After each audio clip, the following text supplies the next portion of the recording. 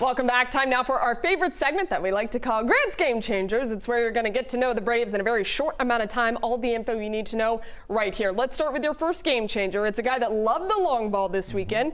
Austin Riley, why is he your game changer? Well, he's a guy who loves hitting streaks over the last about week and a half as well, and the Braves have been looking for one of those. Austin Riley has been looking for consistency at the plate. When I talked to him when the homestand began, it seemed like he was figuring out. He told me, I've been in the cage, I've been working on it, I've got all hands on deck from all the hitting coaches and minds that you can have on it, and I've found the bug. And now it's about eliminating it, getting rid of bad habits. I think he's done that. We're seeing him drive the ball. He's no longer getting jammed inside.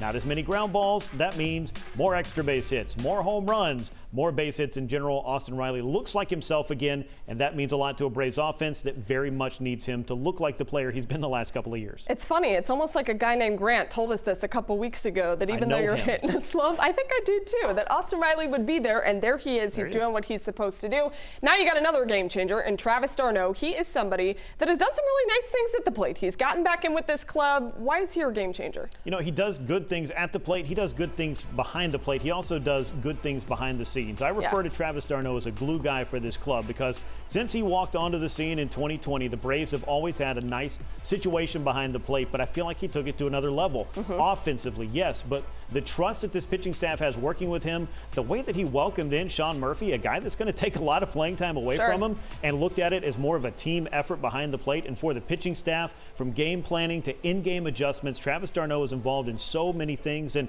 you can also call on him to get a game-winning hit every once in a while. It doesn't hurt. I just feel like he's a complete package, and he gives the Braves a lot of things that some people may not notice, but the team notices, I'll tell you that. Just a great guy off the field, too, if you've ever gotten a chance to talk to him or be around him at home. Okay, one guy who has been a glue guy, at least I think so, he is Uncle Charlie, the guy that everyone knows can do solid things for this rotation. He's your game changer. Why? 100%. He is a glue guy for this rotation, and that's why he's the one that was in here on a $20 million contract to come back for another year, because they believe that he can set the tone and eat the innings that they need. And this rotation's been tested so many times already, and it's just now turning to the month of June.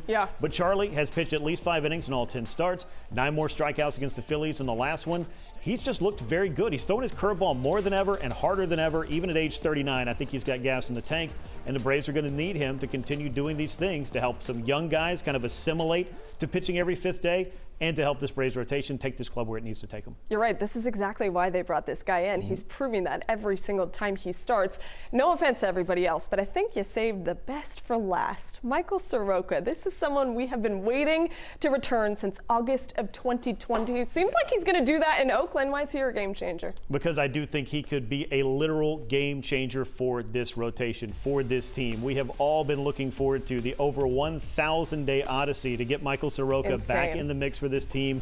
He was an all-star. He was the Braves' opening day starter in 2020 before a twice torn Achilles and myriad other injuries that ended up slowing him down. But now, you sat down with him. You know he's done the work. He looks like he's done the work. And every 5th day, it's starting to look like he's got what he needs to help the club cover innings and get outs. And I'm very excited to see him finally back where he belongs on a big league mound, resuming a promising career at just age 25. He's got some gas in the tank. He's got some tread on the tire. Let's see what he can give the Braves for the rest of the season. Braves fans on Twitter not taking anything lightly when it comes to his physique as well. He looks huge. He looks great. And Oakland, I think, a good place for him to return. Very good. And I think it's one of those, and not just making jokes about the attendance, but he is able to face a lineup that won't be the biggest challenge. They're able to kind of space his starts out, I think, on the road trip and even coming home.